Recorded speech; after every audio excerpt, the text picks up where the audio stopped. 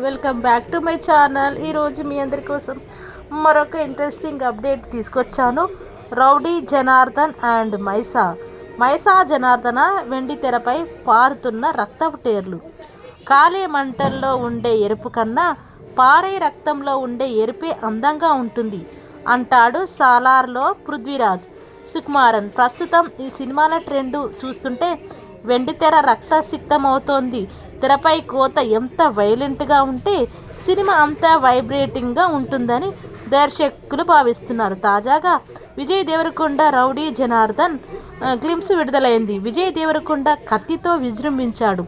ఎదురొచ్చిన రౌడీలను చెరకు గడల్లా నరికేసినట్లు నరుక్కుంటూ పోయాడు.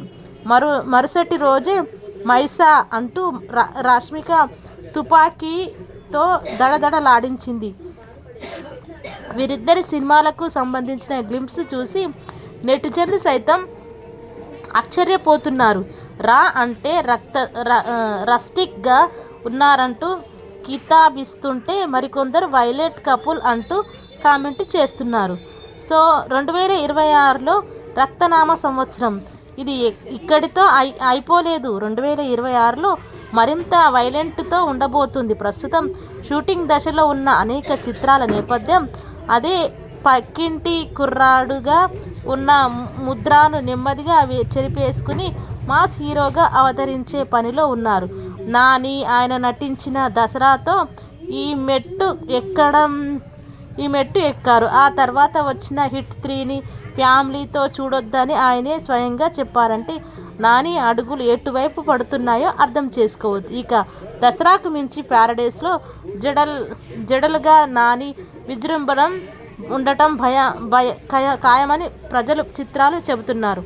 దీనికి కూడా శ్రీకాంత్ ఓదెలా దర్శకత్వం వహిస్తుండటంతో ఆ అంచనాలు రెట్టింపు అవుతున్నాయి. తాజాగా రవిబాబు నుంచి మరో వైవిధ్య కథ రాబోతుంది. రేజర్ పేరుతో విడుదల చేసిన వీడియోలో మనుషుల్ని కూరలు కోసినట్లు కోసేస్తున్నారు. హాలీవుడ్ మర్డర్ మిస్టరీ థ్రిల్లర్లకే కొత్త పాఠాలు చెప్పేలా రవిబాబు విజన్ ఉంది. సందీప్ వంగ యానిమల్లో వైలెన్స్ చూశాం. ఇప్పుడు ప్రభాస్ స్పిరిట్లో అది పెరిగే అవకాశాలు పుష్కలంగా ఉన్నాయి. బాలీవుడ్లో ధురంధర్ 2 వంటి వాటి గురించి ప్రత్యేకంగా చెప్పాల్సిన పనే లేదు. ట్రెండ్ ఫాలో అవుతున్నామంటూ జనం కోరేది మనం చేయడమా, మనం చేసేది జనం చూడటమా అంటాడు పాతాళ భైరవిలో మాంత్రికుడు. ఇప్పటికప్పుడు ట్రెండ్ మారిపోతోంది. వెబ్ సిరీస్తో ప్రేక్షకుల మాట దాటడానికి బాగానే అలవాటు పడ్డాడని దర్శక నిర్మాతలు అంటున్నారు.